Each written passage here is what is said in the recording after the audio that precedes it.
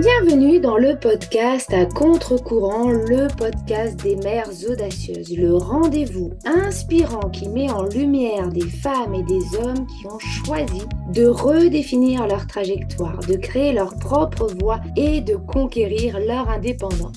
Je suis votre hôte, Nathalie Grimaud-Morvillet, et je suis honorée de vous accompagner dans ce voyage extraordinaire. Après plus de 15 ans en tant que salariée dans le domaine du marketing digital et après 4 discriminations à la maternité, j'ai décidé de prendre mon indépendance pour mieux profiter de mes enfants sans renoncer à ma carrière professionnelle. Avec la tribu digitale, j'aide désormais les parents à en faire de même. Dans ce podcast, à chaque épisode, nous vous présenterons des histoires captivantes de mères audacieuses, de pères engagés, mais surtout de parents déterminés qui ont trouvé le courage de se réinventer pour mieux concilier leur vie personnelle et professionnelle. Qu'il s'agisse de maman, de papa ou de famille, notre podcast est un espace où chacun peut trouver une source d'inspiration, de conseils et de perspectives pour embrasser un avenir empreint de flexibilité, d'épanouissement et de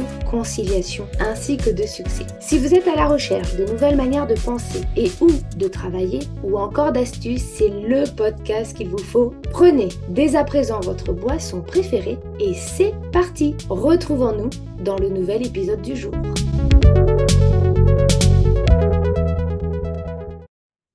Bienvenue dans ce nouvel épisode de Mum Tips. Mum Tips, ce sont des petits épisodes plutôt rapides pendant lesquels je vous partage mes astuces, mes conseils, mes prises de conscience en tant que mumpreneur pour vous permettre d'atteindre vos objectifs et surtout de déconstruire des croyances portées par la société, nos proches, parfois même par nous-mêmes et qui vont impacter négativement notre quotidien.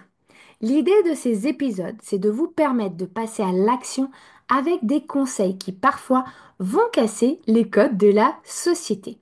Et aujourd'hui, nous allons aborder un sujet qui me tient particulièrement à cœur, comment se lancer dans l'entrepreneuriat sans tout quitter d'un coup et en faisant les choses progressivement.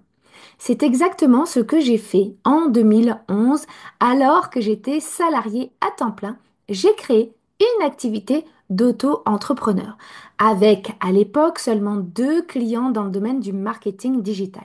Cette première expérience m'a permis de prendre confiance en moi et en mon expertise, de comprendre que je pouvais travailler de n'importe où et surtout que travailler de chez moi était possible et de me prouver que je pouvais gagner ma vie autrement qu'en CDI. Puis, fin 2016, j'ai décidé de me lancer à 100% dans l'aventure entrepreneuriale. Dans cet épisode, je vais donc vous partager des étapes concrètes et des actions simples pour vous permettre de faire ce premier pas vers l'entrepreneuriat sans pression et sans risque inutile. On est parti? Le plus important, c'est d'abord de commencer quelque part, même si c'est tout petit. Vous n'avez pas besoin d'avoir une offre parfaite ou un business plan ultra détaillé. Identifiez une compétence ou une passion que vous pouvez monétiser. Par exemple, si vous êtes doué en rédaction, pourquoi ne pas proposer des services de contenu pour des petites entreprises? Quand j'ai commencé en 2011, j'avais seulement 2 petits clients. D'ailleurs, je raconte souvent aux mamans de ma communauté que ma toute première facture était à 150 euros hors taxe. Mais cela m'a permis de tester mon idée, de voir si cela pouvait fonctionner, tout en gardant la sécurité d'un emploi fixe. Vous pouvez faire de même, commencer en proposant vos services à des amis, des connaissances ou encore via des plateformes comme Malte ou Fiverr. Si besoin, montez en compétence au préalable dans un domaine d'activité qui vous passionne et qui vous permet aussi de gagner votre vie autrement. Une fois que vous avez décidé de vous lancer, il est crucial de bien organiser votre temps. Vous êtes déjà très occupé. En tant que maman de 4 enfants, je le sais parfaitement bien. Mais même avec un emploi à temps plein et des enfants. Il est possible de trouver des moments pour travailler sur votre projet. Et voici comment. Identifiez des plages horaires où vous êtes disponible. Le matin, avant que tout le monde se lève, le soir, après le coucher des enfants, ou même pendant les siestes du week-end. Bloquez ces moments dans votre agenda comme des rendez-vous avec vous-même non négociables. Utilisez des outils comme Google Drive, Trello ou Notion pour suivre vos tâches et surtout ne pas vous sentir submergé. Croyez-moi, quelques heures par semaine suffisent pour démarrer. D'ailleurs, lorsque j'ai commencé à travailler à mon compte, je me réservais le temps du soir, une fois les enfants couchés. C'était plutôt simple à l'époque, ils étaient petits, donc j'avais toutes mes soirées disponibles dès 20h30 pour pouvoir travailler pour le compte de mes clients.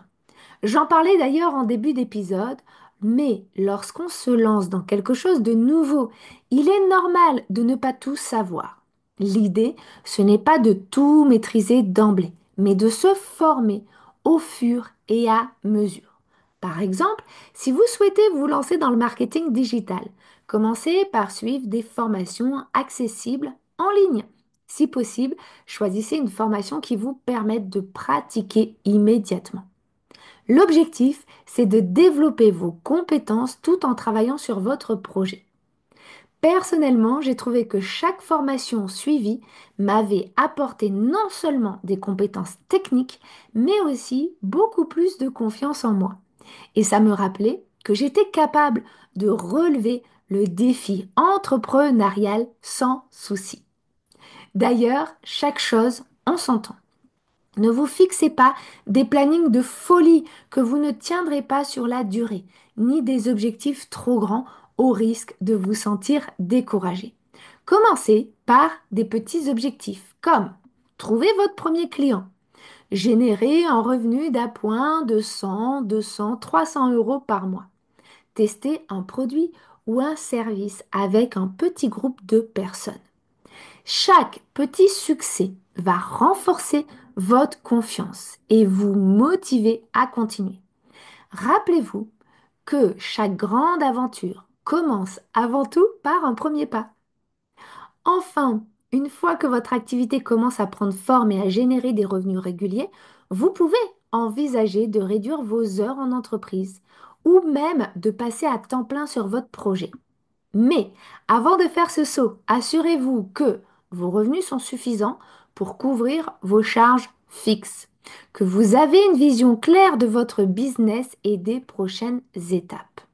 Quand j'ai pris la décision fin 2016 de me lancer à temps plein, je l'ai fait avec confiance parce que j'ai construit une base solide et je sais que vous pouvez en faire autant. Si, notamment, être indépendante est important à vos yeux. On le sait, se lancer dans l'entrepreneuriat peut sembler intimidant, mais rappelez-vous, ce n'est pas une course, c'est un chemin. L'essentiel, c'est d'avancer à votre rythme et de ne pas vous comparer aux autres.